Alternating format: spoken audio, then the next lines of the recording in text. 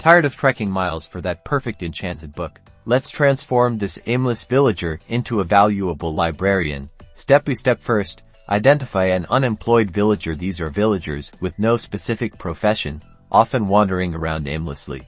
Next, craft and place a lectern near the unemployed villager. The lectern is the key to unlocking their librarian potential. You can craft it with 4 slabs of wood and 1 bookshelf. Now, watch closely. If there are no other workstations nearby, the unemployed villager should claim the lectern and transform into a librarian. You'll see them change their outfit. Let's check their trades. Right-click or use your Interact button on the librarian to open the trading interface. Initially, their trades might be basic. Trade with the librarian a few times. Buying and selling items unlocks new and better trades. Keep at it, and eventually, they'll offer enchanted books.